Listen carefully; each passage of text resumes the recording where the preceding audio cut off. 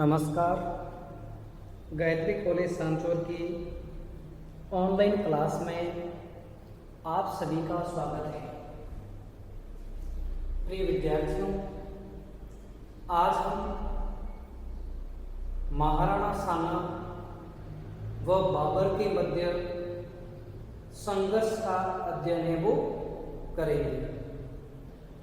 इससे पहले के वीडियो में हमने राणा सांगा का जीवन परिचय, उनका राज्याभिषेक और दिल्ली सल्तनत में इब्राहिम लोदी के साथ उनके युद्ध व संबंधों का अध्ययन है वो किया।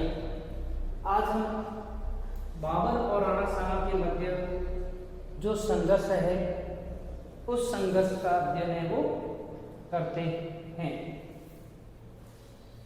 तो देखिए,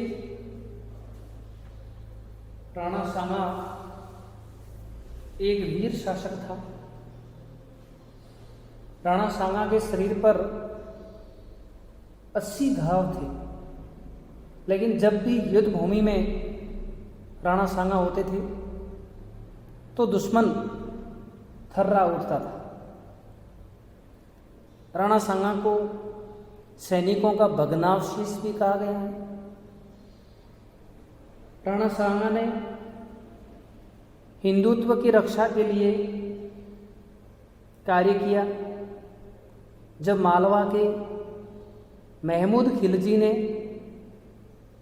चंदेरी के मेदिनी राय को पराजित किया और चंदेरी के मेदिनी राय ने राणा सांगा से सहायता मांगी, तो राणा सांगा ने अपना हिंदुत्व धर्म निभाते हुए मेदिनी राय की पूरी सहायता की और इसके साथ ही उसे गागरोन की जागीर भी है वो प्रदान की थी, जो राणा सांगा की हिंदुत्ववादी नीति को दर्शाता है। इसके अलावा अगर अपन देखते हैं तो राणा सांगा निसंदेह महाप्रतापी था। राणा सांगा ने अपने जीवन काल में कई युद्ध लड़े थे, लेकिन जब भारत में मुगलों का आगमन हुआ, इब्राहिम लोदी की पानीपत के युद्ध में 1526 में मृत्यु हुई और दिल्ली पर मुगल वंश के बाबर का अधिकार हुआ।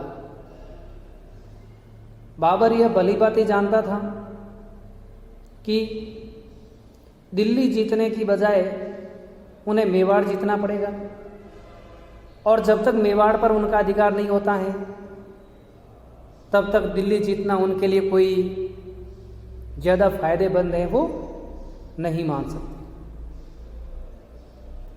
इसी कारण बाबर ने मेवाड़ को जीतने पर ध्यान दिया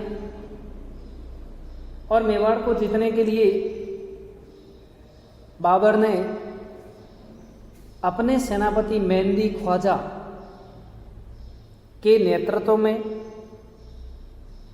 बयाना के मैदान में खानवा के युद्ध से एक माह पहले फरवरी 1527 में बयाना के मैदान में बाबर के सेनापति मेहंदी ख्वाजा और राणा सांगा की सेना के बीच युद्ध लड़ा गया। इस युद्ध में राणा सांगा विजयी हुए। बाबर की सेना कमजोर प्रतीत हुई और वहां से भाग खड़ी हुई। जब बाबर ने युद्ध में अपनी पराजय देखी तो बौखला उठा और उसने अपने सिपाहियों से कहा कि आज से मैं ये शराब सुरई सब तोड़ देता हूँ, किसी का उपयोग नहीं करूँगा और आपको युद्ध लड़ना पड़ेगा। बाबर के सिपाहियों का मनोबल टूट गया था। तब उन्होंने कहा कि इस युद्ध में विजय के बाद मैं आपको है वो सोने की अशरफी दूंगा और मुस्लिम व्यापारियों का तमगा करे वो माफ़ कर दूंगा। उसके बावजूद भी बाबर के सिपाही राणा सांगा से भिड़ने को तैयार नहीं थे। तब अंतिम हथियार के रूप में राणा सांगा के सामने भिड़ने के लिए, युद्ध करने के लिए बाबर ने अपने सिपाहियों को जिहाद का नारा देकर तैयार किया। अगर युद्ध में विजयी हुए तो गाजी कहलाओगे और मृत्यु को प्राप्त हुए तो जन्नत मिलेगी। इससे पुनः उन सिपाहियों का मनोबल है वो बढ़ा था। इससे स्पष्ट होता है कि राणा सांगा महाप्रतापी थे और निसंदेह उनके पास एक विशाल सेना भी थी। अब अपन एक देख लेते हैं कि बाबर व राणा सांगा के बीच में युद्ध के क्या क्या कारण थे। इसमें पहला कारण अपन देख सकते हैं, बाबर ने राणा सांगा पर वचन भंग का आरोप लगाया था। अर्थात बाबर ने अपनी आत्मकथा तुजुक ए बाबरी जो तुर्की भाषा में लिखी थी और उसमें लिखा था कि सांगा ने काबुल में बाबर के पास दूत भेजकर दिल्ली पर आक्रमण करने के लिए कहा और उस समय सांगा ने स्वयं आगरा पर हमला करने का बाबर को वादा किया था, किंतु सांगा अपने वचन पर नहीं रहे और बाबर दिल्ली और आगरा पर अधिकार जमा लिया तो भी सांगा की तरफ से कोई रेस्पॉन्स नहीं मिला। और ऐसे में बाबर ने कहा कि सांगा ने मेरे साथ वचन भंग किया है। हालांकि इतिहासकार इस बात को गलत मानते हैं, लेकिन इनके मध्य संघर्ष का कारण अपन मान सकते हैं। दूसरा है महत्वाकांक्षाओं का टकराव। बाबर भी महत्वाकांक्षी था और राणा सांगा भी महत्वाकांक्षी था। बाबर की इब्राहिम लोदी पर जीत उनकी महत्वाकांक्षा को दर्शाता है और हिंदू पथ सांगा ने मुस्लिम शासकों को पराजित करने के अवसर पर उपाधि धारण की थी। ऐसे में एक म्यान में दो तलवार नहीं रह सकती थी। परिणाम स्वरूप बाबर और सांगा में है वो युद्ध हुआ। तीसरा है राजपूत अफगान मैत्री। जब बाबर ने इब्राहिम लोदी को पानीपत के युद्ध में 1526 में पराजित कर दिया तो उसके बाद अफगान दिल्ली से भागकर राणा सांगा की शरण में आ गए और अफगानों का नेता हसन खां मेवाती इब्राहिम लोदी का भाई महमूद लोदी ने राणा सांगा के साथ मिलकर बाबर की शक्ति को नष्ट करने का फैसला लिया था। अगला कारण अपन देख सकते हैं कि सांगा द्वारा सल्तनत के क्षेत्रों पर अधिकार करना। तो पानीपत के युद्ध में इब्राहिम लोदी की पराजय से उत्पन्न अव्यवस्था का लाभ उठाते हुए सांगा ने खंडार दुर्ग रणथंभौर के पास व उसके निकटवर्ती 200 गांवों को अधिकृत कर लिया और जिससे वहां के मुस्लिम परिवारों को पलायन करना पड़ा। ऐसी स्थिति में इनके बीच में संघर्ष है वो तय हो गया था। राणा सांगा और बाबर के बीच में इतिहास प्रसिद्ध खानवा का युद्ध 17 मार्च 1527 ईस्वी को लड़ा गया था। इस युद्ध में राणा सांगा ने राजपूती प्रथा पाती पर्वन को जीवित किया था। इस प्रथा के तहत राणा सांगा ने राजपूताने की समस्त हिंदू शासकों को राणा सांगा के ध्वज तले बाबर के खिलाफ युद्ध के लिए आमंत्रित किया था। और इस आमंत्रण में मारवाड़ से राव गंगा के पुत्र मालदेव आए थे।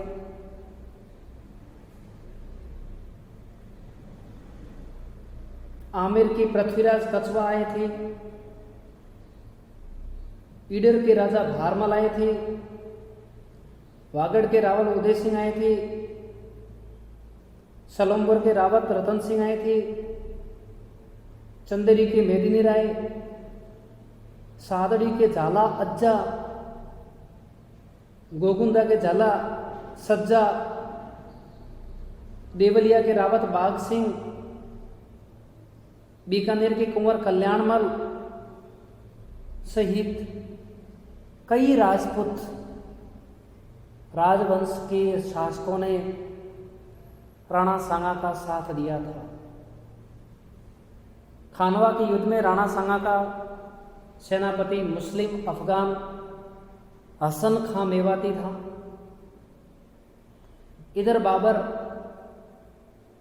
खानवा के युद्ध से पूर्व राणा सांगा की शक्ति बयाना के युद्ध में देख चुका था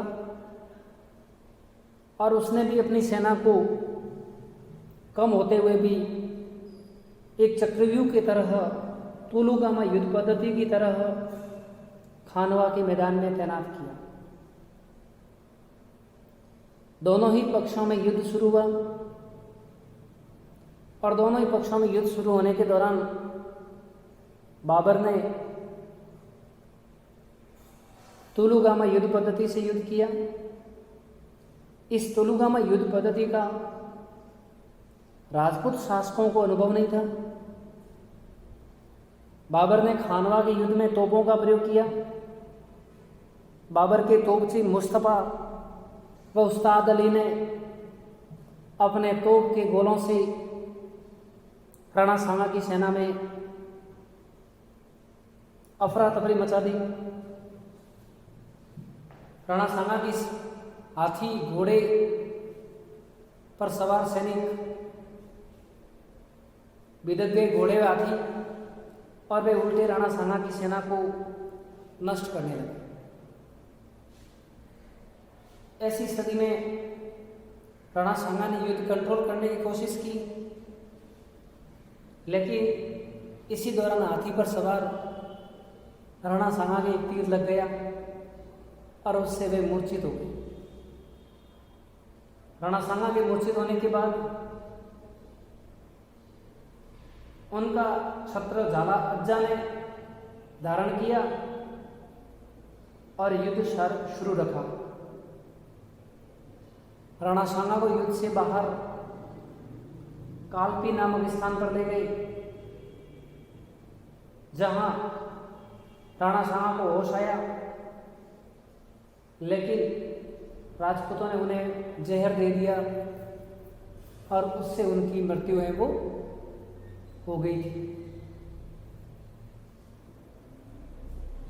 इधर युद्ध में राणा सांगा के न होने पर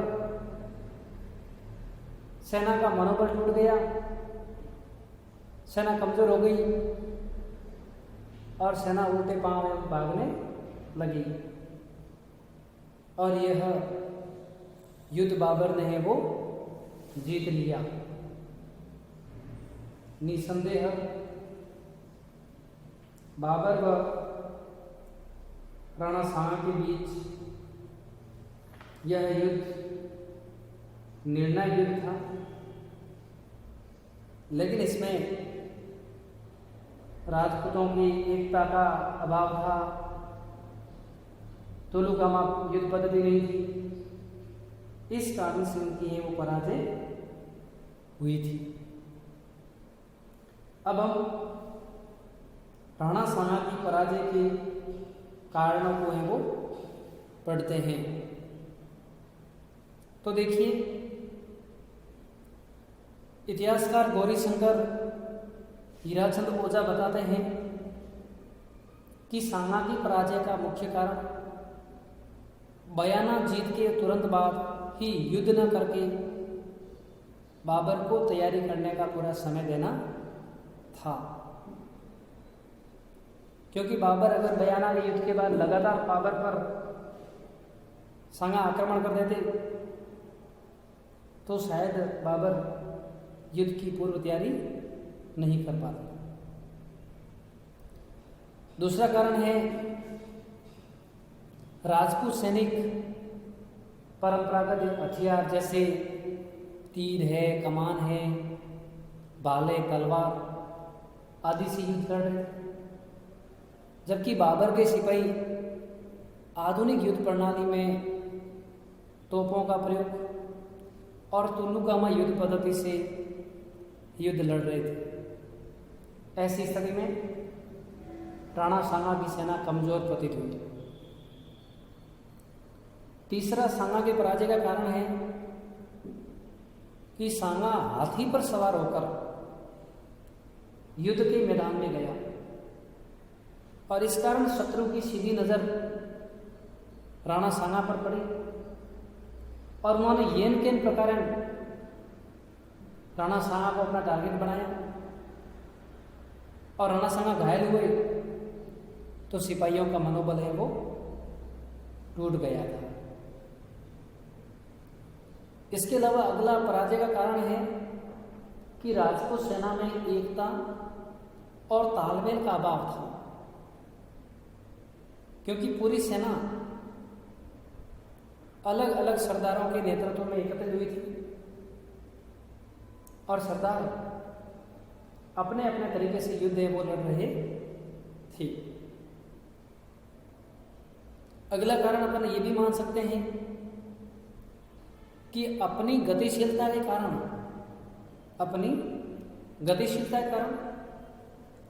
राजपूतों की हस्ती सेना पर बाबर की अश्व सेना, राजपूतों की हाथी सवार सेना पर बाबर की अश्व सेना है वो भारी पड़ी थी और बाबर की तोपों के गोले से भयभीत सांगा के हाथियों ने उल्टा बिदक कर अपने ही सेना को रौंदना शुरू कर दिया था।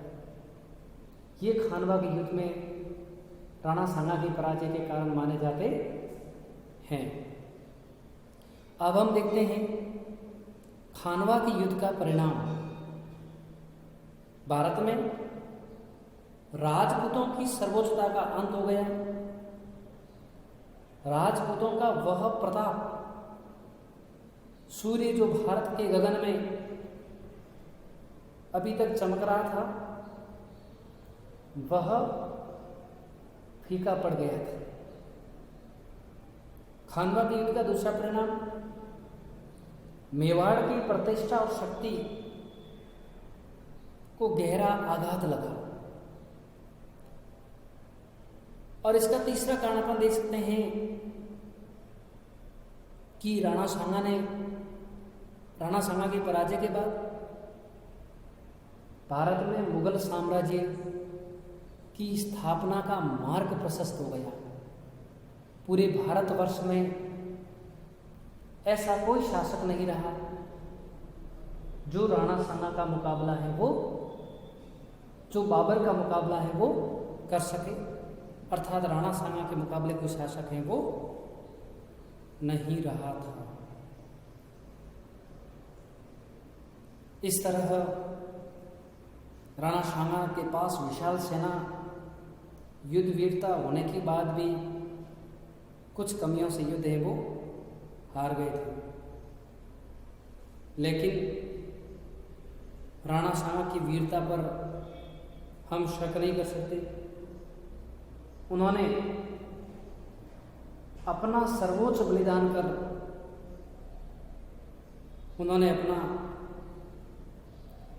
बलिदान कर भी अपने अस्तित्व को कम होने नहीं दिया था।